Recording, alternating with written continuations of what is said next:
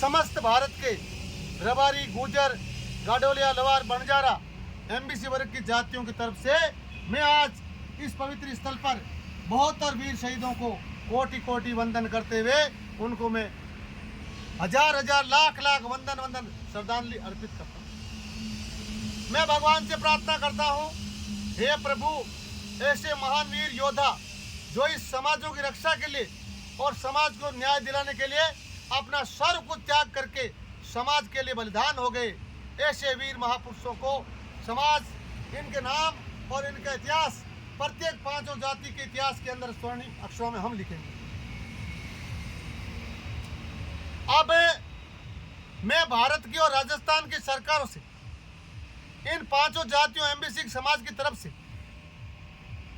निवेदन तो करूंगा ही, लेकिन सबसे पहले 72 वीरों के बाद हमारे भारत के महान योद्धा स्वर्गीय श्री कर्नल किरोड़ी सिंह जी बैसला जो मेरे गुरु थे, वो मुझे बेटा ही कहते थे और मैं 2006 से सतत उनके साथ रह करके एमबीसी कौमों की, राजस्थान की विभिन्न सरकारों के अंदर पैरवी करते हुए मैं हमेशा उनके चरणों में रहा और उन्होंने इस 5 कौम की लड़ाई के लिए, न्याय दिलाने के लिए जीवन भर संघर्ष करते रहे और जहां तक हो सका उन्होंने समाज को कुछ वो न्याय दे करके आज देवलोक गमन हो गए।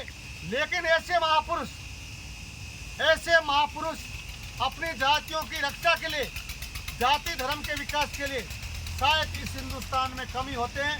मैं आदरणीय स्वर्गीय श्री कर्नल किरोड़ी सिंह जी बैसला को शहीद स्मारक पर आज बांधवी कुई में 5 कौम की तरफ से करोड़ बार वंदन करते हुए श्रद्धांजलि अर्पित करता हूं। अब पहले तो मैं सरकारों को दोष देता हूं। कोई भी पार्टी, राजनीतिक पार्टी, जब उसको वोट लेने की लालसा होती है, आज हम यहां पर किसी राजनीतिक पार्टी को बख्शने वाले नहीं। तो सबसे पहले बात करते बीजेपी की। जैसे जैसे भारतीय जनता पार्टी के मेन स्टेज पर वसुंधरा जी आने वाले थे, तो हमारी तादाद और संख्या को देखते हुए उन्होंने, गुर्जर समाज ने कहा कि आपने राजस्थान और भारत में विभिन्न जातियों को सरकारी व्यवस्था और आरक्षण दे रखा है, तो हम भी संख्या वाले इतने, हमारी भी कोई सरकारी व्यवस्था होनी चाहिए। तो तत्कालीन भारतीय जनता पार्टी के प्रदेश अध्यक्ष माननीय वसुंधरा राजे सिंधिया ने हमारे कर्नल किरोड़ी सिंह जी बैसला के साथ और विभिन्न हमारे नेताओं के साथ वादा किया कि मेरी सरकार भारतीय जनता पार्टी बढ़ती है तो मैं आपको 5% आरक्षण तुरंत प्रभाव से दूंगा। वसुंधरा की सरकार बनी, सरकार बन गई, हमारे गुर्जर समाज के लोग गए, लेकिन सरकार मुकर गई। आखिर इतना घोर अत्याचार और इतना अन्याय इस कौम के साथ क्यों हो रहा है, मैं पश्चाताप कर रहा हूं। भाई, जब तादाद और संख्या इतनी थी और आपने जब घोषणा ही कर दी थी, तो आपके पेट में इतना बड़ा पाप क्यों लागू हुआ कि आपने वोट हासिल करने के बाद और सरकार बनने के बाद आप मुकर गए। जब उसका भुगतान क्या हुआ, बार बार सरकार के पास गए कर्नल किरोड़ी सिंह बैसला के नेतृत्व के अंदर।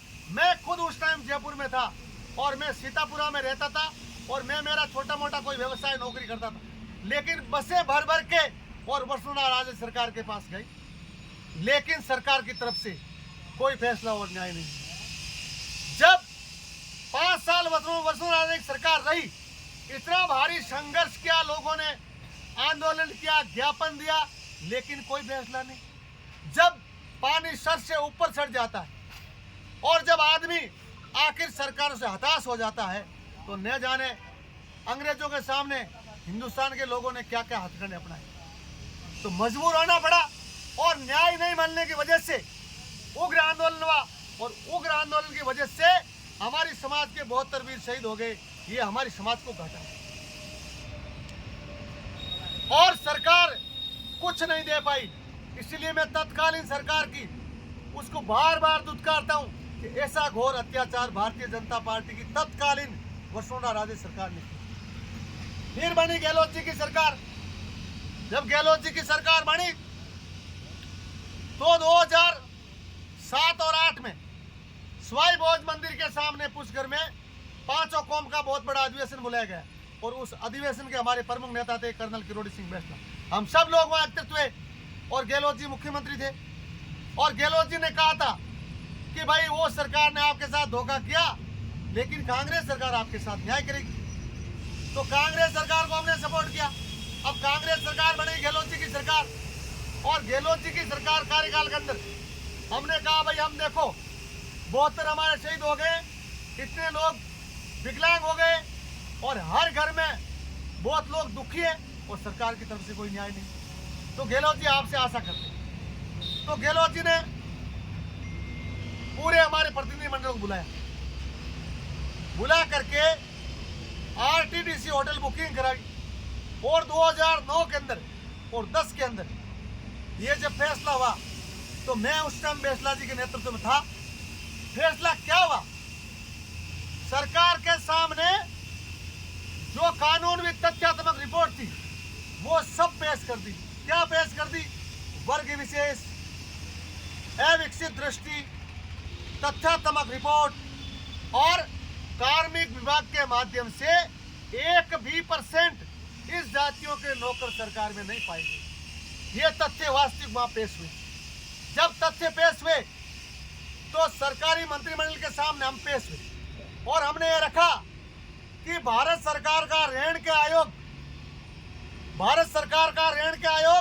इन घूमती विचरती जातियों को 14% आरक्षण प्रत्येक राज्य में देने का यह फैसला है ऋण के आयोग।